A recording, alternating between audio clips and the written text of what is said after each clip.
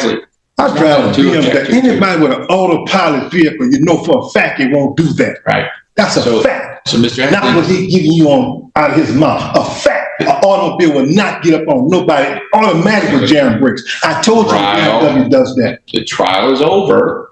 You had an opportunity to cross-examine those witnesses. I did that, and you deleted everything I said. Yeah, and you heard everything that they said was a lie. So now, and you know it was a lie. Let the court finish. Objection, man. Mr. Hensley. I drive a BMW. Anybody with an autopilot vehicle, you know for a fact it won't do that. Malik Bey. All right.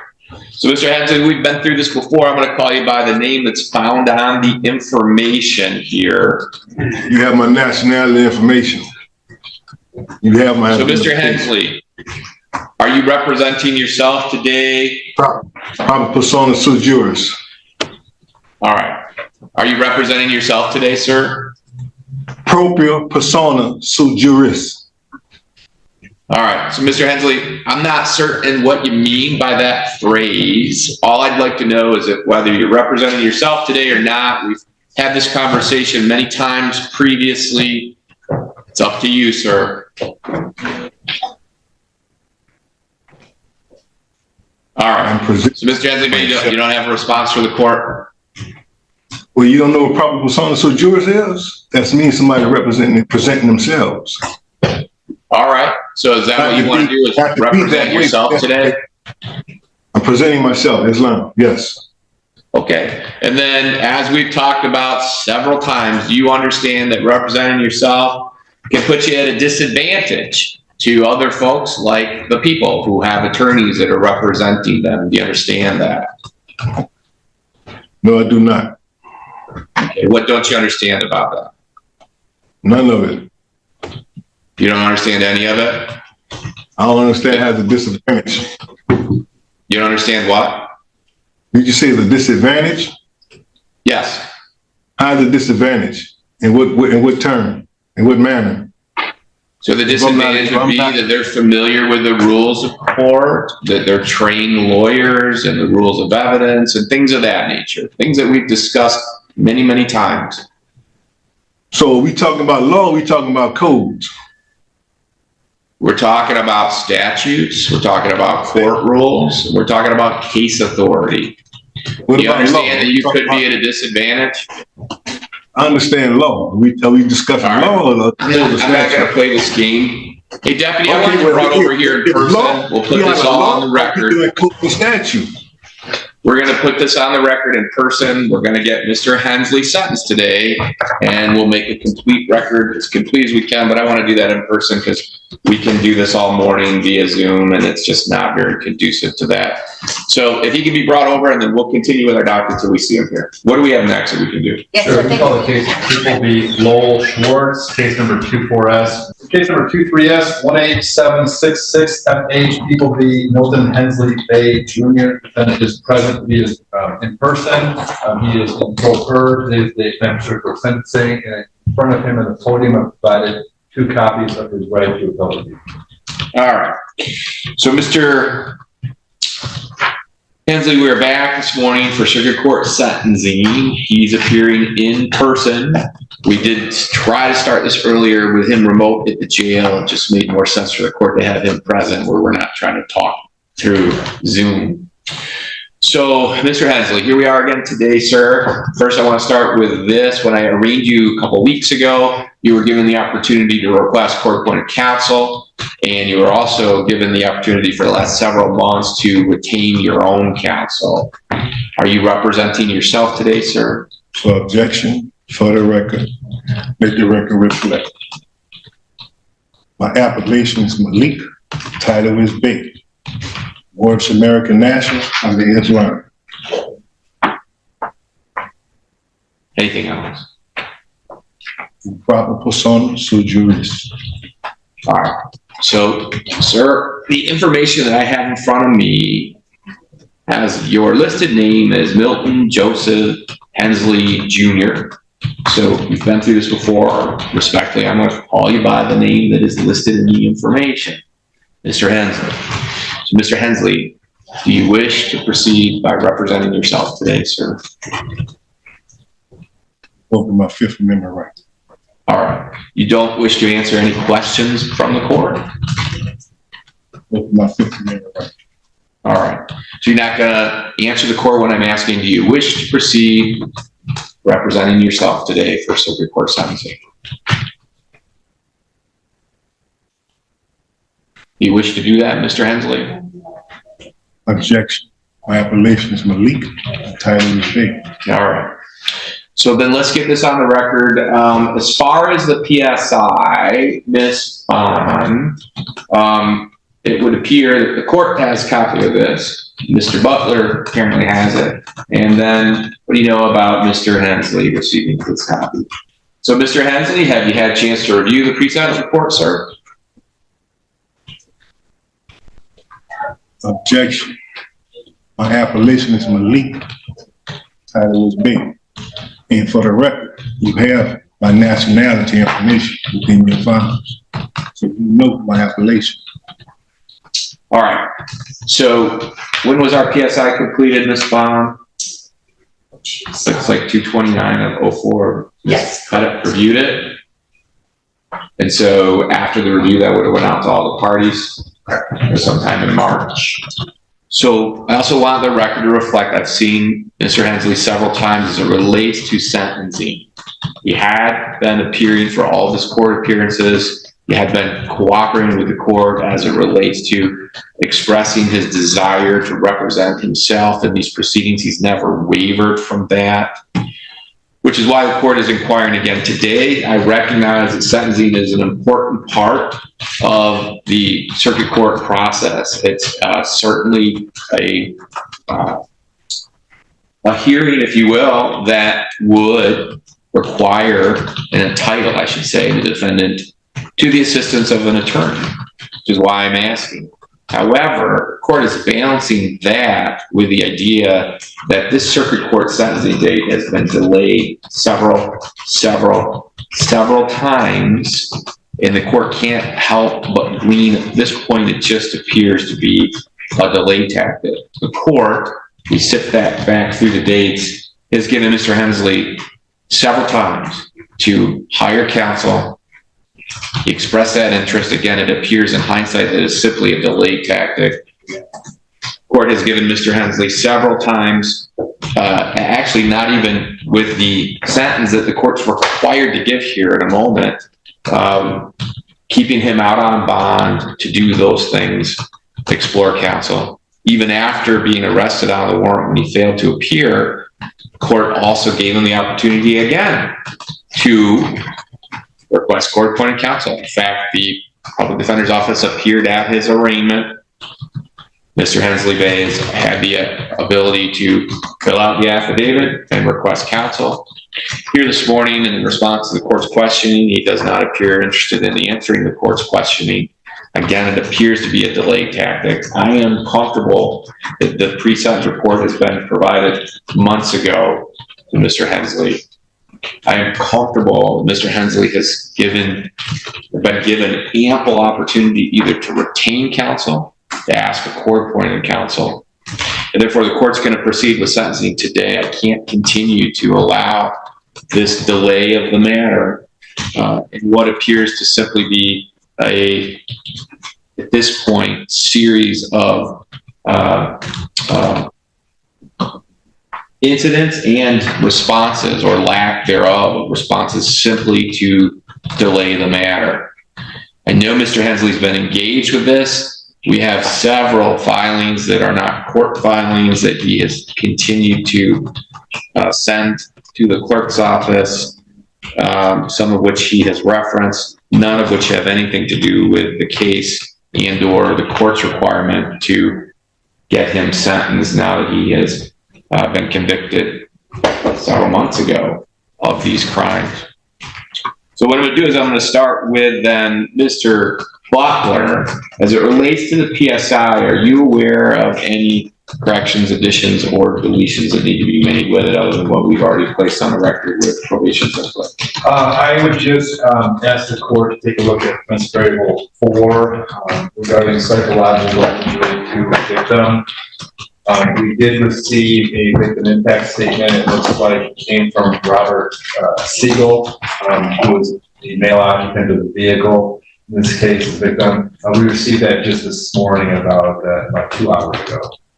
By email. So I could read that. I do believe it references facts to validate scoring for week 4. All right, so why don't you read that? Okay. This is from Rob Siegel, that's S-I-E-G-E-L. He says, I do have things to say to the judge and the proceedings that I would like to be read during the sentencing below. Your Honor, I apologize for not being here in person today, but I could not find the time again to keep seeing this through. The amount of stress and anxiety Mr. Hensley has caused my family is downright disgusting and infuriating. Pull a gun on a family driving down the highway for nothing more than getting out of his way, not getting out of his way fast enough is obscene. My daughter, who was only 9 years old at the time with special needs, was terrified, and it took months for her to feel comfortable riding in any vehicle again because she was scared someone was going to cut her life short for seemingly no reason at all. My wife had to start and is still in therapy over this whole situation, which has thankfully helped her anxiety levels to become manageable, but also is not covered under our insurance. So it's cost us quite a large sum of money, and that brings with it its own stresses to our family and social life. I find myself driving and cannot seem to relax because anyone I see speeding up behind us reminds me of the terrible people in the world and just how ignorant someone can be with disregard for others' lives, including those of its own family and child in the car.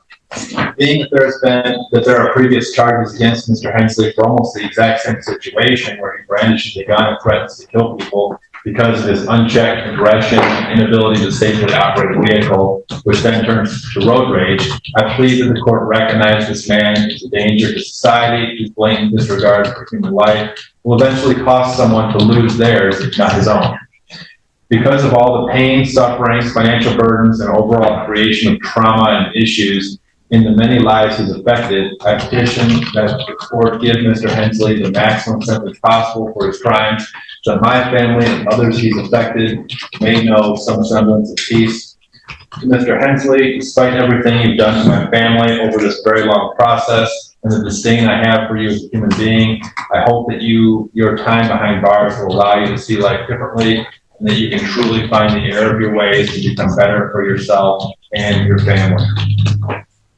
So with that statement, I think we have 2 individuals that are reported by Mr. Stagel to have suffered emotionally from this, his 9-year-old daughter and his wife, both of them were in the car at the time. I think that would validate more than 10 points. I object to that. Hold on, so Mr. Hensley, what is your objection? Tell him prove everything he's saying. If his wife and everybody went through the trauma, show me the doctor did and report that he went through it. Because I can't believe somebody that was slamming brakes on the interstate at 75, 80 miles per hour deal with trauma. You could have killed us and everything behind me. Ain't no such thing as you got trauma for you slamming your brakes. All right. Prove the accusation that he made. Prove it. All right, so sir, I am Instead going to of reading the grant. script like you coming from a movie or something. I am going to grant the request for scoring OB4 based on the victim impact statement here. It does appear to meet the definition. Now, OB4, for the record, psychological injury to a victim could be scored 10 points if the serious psychological injury may require professional treatment, and in making a determination, the fact that the treatment has not been sought is not conclusive. First, we have the issue of the 9-year-old in the car, apparently with special needs, and dad, victim, as expressed in that statement that was just read into the record, how this is still affecting the minor child. That makes sense to the court as it relates to somebody that's 9 years old and was observing somebody pull up next to them and pointing a handgun at them. Still haven't been proven for the record. Mr. Hensley, you've been convicted of that, sir, by the court. We're gonna have our day. We will have our day. So please let me finish, and then I certainly will give you the opportunity to address the court before sentencing. And then also, pursuant to the statement that was just read into the record from the wife, who also was in the car, according to the testimony at the trial, she is not only suffering from the effects of this, has sought treatment and continues to seek treatment which is in line with the OV scoring guidelines that professional treatment may be required, in fact has been, and is still being engaged. So we'll score 10 points for OV4. So that will change our total OVs to 35. And does that change the level? Good, Your Honor, changes it to a level 4. And so a C4 cell is going to be 523. All right. Any other additions, corrections, or deletions from the people? No, nothing from the people, and I know nothing else from the people. So you've read the statement into the record, then nothing else from victims? That's correct, Your Honor. And then anything on behalf of then the people?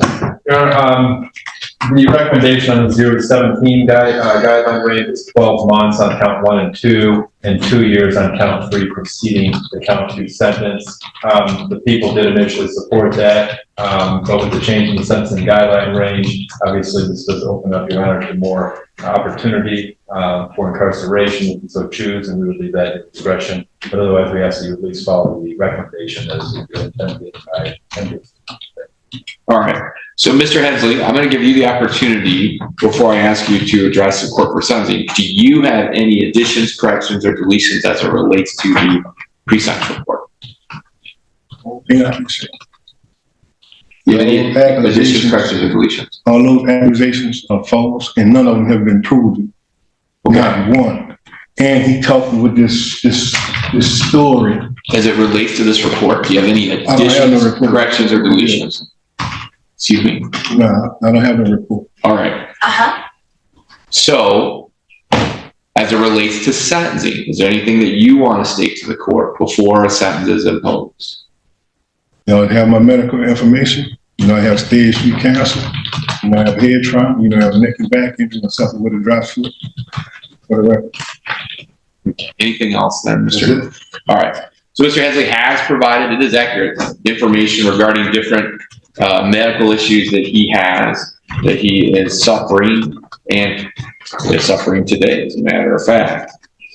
However, as the court sat through this trial, it's clear to the court that what Mr. Hensley was engaged in is troubling.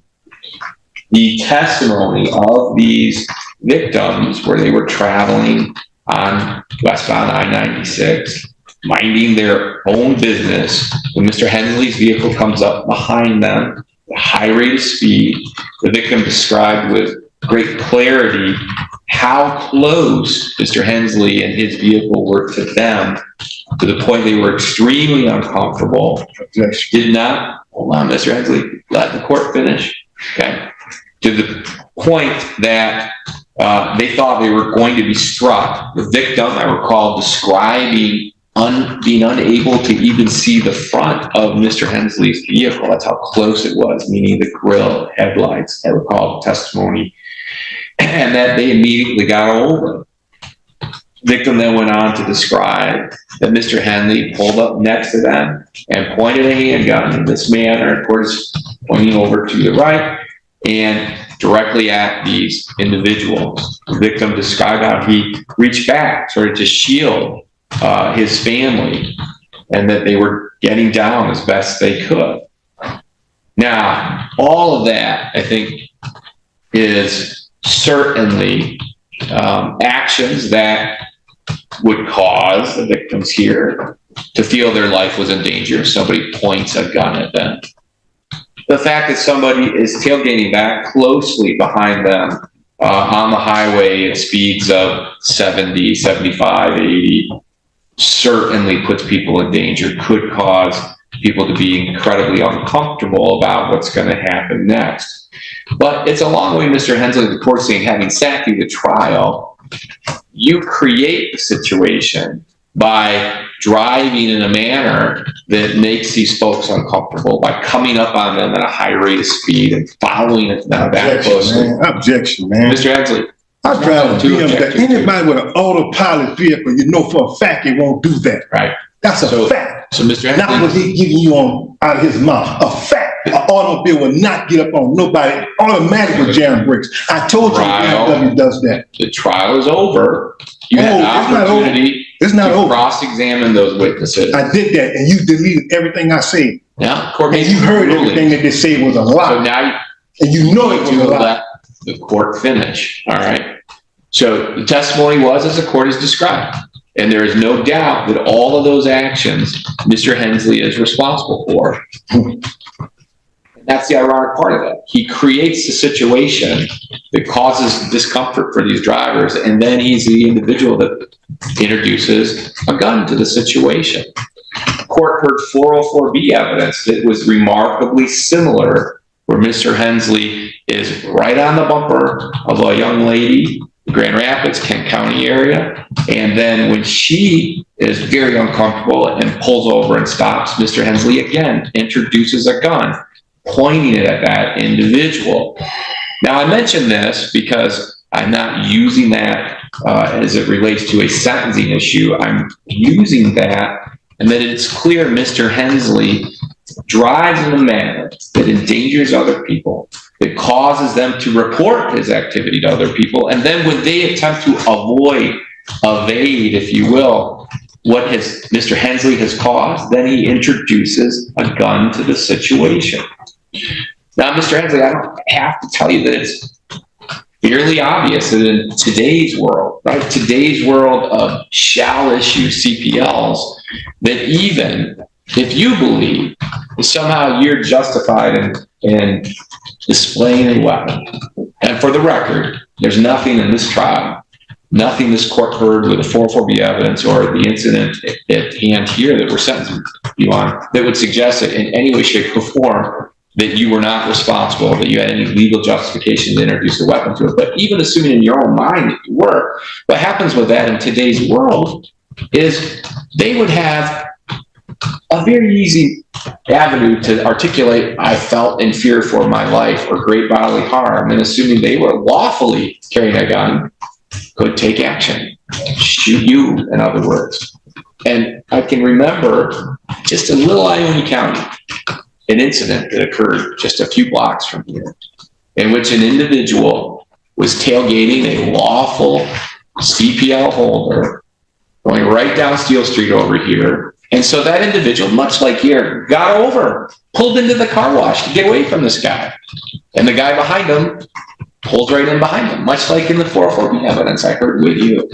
And so what happens is the CPL holder, what is this guy doing? He's crazy. He pulls his gun. Now, we can argue whether he could articulate at that time whether he felt his life was in danger of death or great bodily harm. But regardless, so what happens is the tailgater, he then also was a valid CPL holder, and he pulls his gun. And guess what they did? They shot each other, and they both died. The ironic thing is maybe it's the one time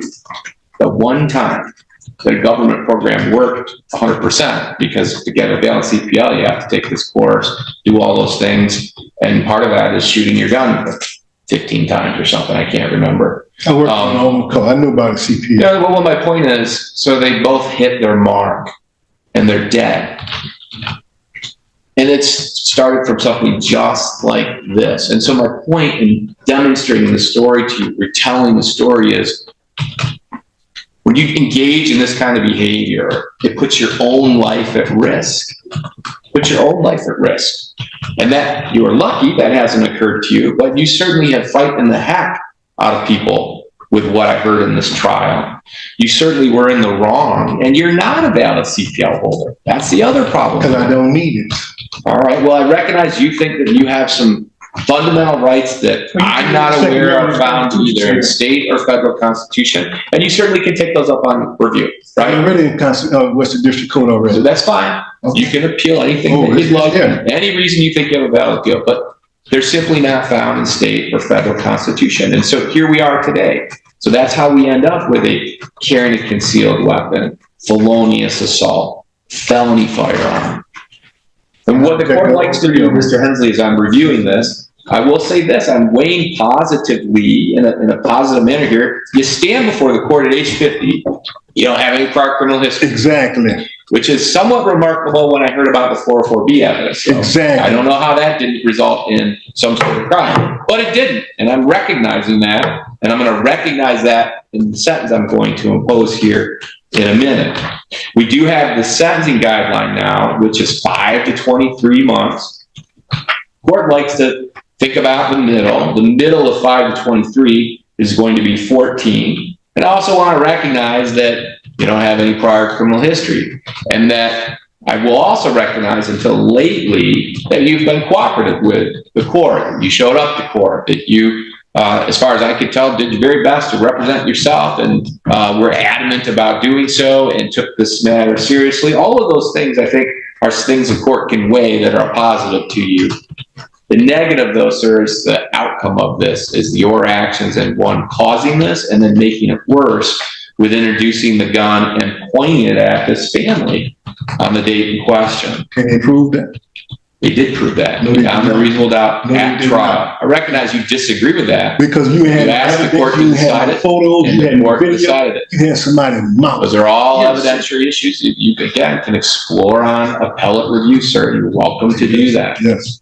All right. So as it relates to the carrying a concealed weapon, all right, so carrying the concealed weapon is count or charge number 1. Court's going to impose a sentence of 12 months to 5 years. That's under the minimum guideline range of, or the middle, I should say, of what the court was looking at 14 months. So it'd be 1 year to 5 years with the Michigan Department of Corrections, and you do have credit now for 14 days that you have previously served.